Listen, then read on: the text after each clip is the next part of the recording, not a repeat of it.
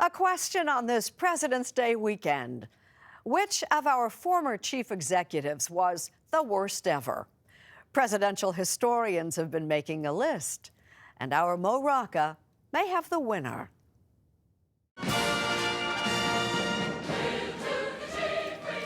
James Buchanan.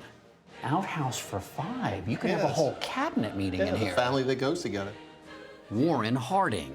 You want to shake hands with the hand that shook hands with Harding? Wow. No survey of forgotten presidents. So Millard Fillmore's lips were on that teacup. Yes.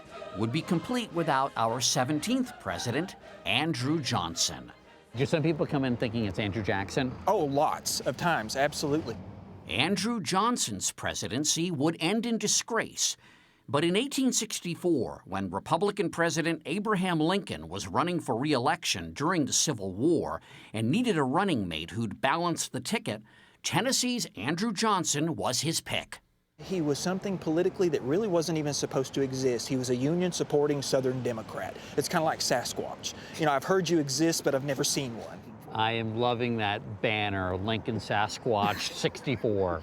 Burke Greer is a ranger at the Andrew Johnson National Historic Site in Greenville, Tennessee.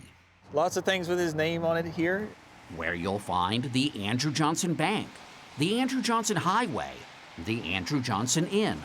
He is always, for this town, going to be the local boy does good story. Is this town still proud of it? Absolutely. Johnson was a tailor here before he ran for office. So they would constantly need to keep heating different irons. And his shop, the original still stands, became a place for everyday people to talk politics. His people were the yeomen, the good, solid, working people of eastern Tennessee. He stood for public schools. He stood for public libraries. He liked state fairs. Anything to give the working man a leg up. Johnson's backstory, says historian Howard Means, was every bit as raw as the rail splitters.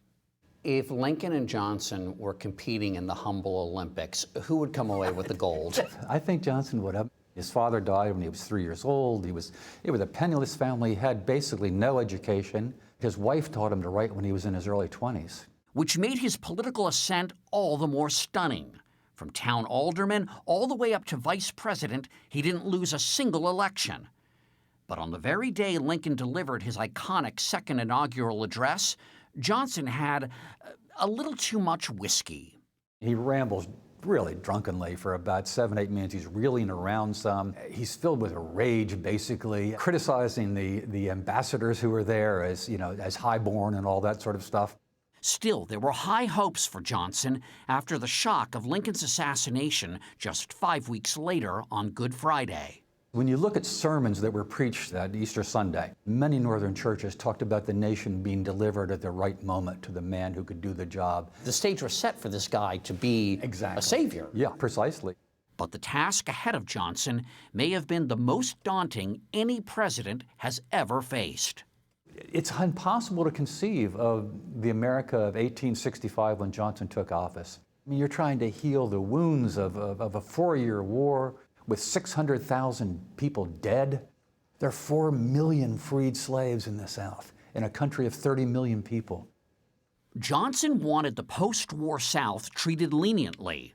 As for the fate of freed slaves, he wanted that left up to the states. But many of his so-called radical Republican opponents wanted to punish the secessionists and to guarantee civil and voting rights to freedmen. The clash led to crisis, with the president all but declaring war on Congress. In his Washington birthday speech in 1866, he declaimed, "They may slander me, but let me say I do not intend to be bullied by my enemies." Did he take things personally? Yes, he was very thin-skinned. He took just about everything personally. He remembered taunts and jeers from decades gone by.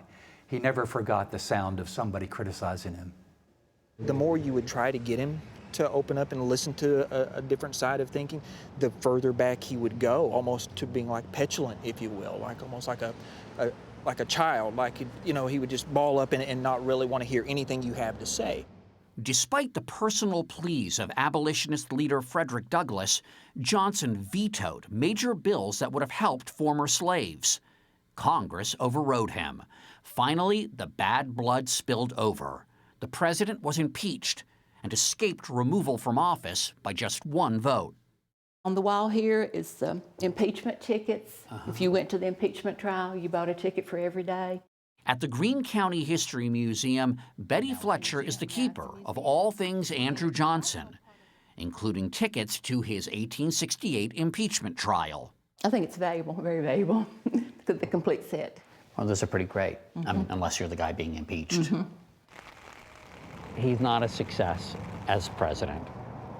How do you explain that to people? I don't know who would have been a success right then, right there. Lincoln may have had a little easier row to hoe just because of his political savvy, but I certainly don't think it would have been smooth sailing even for Lincoln.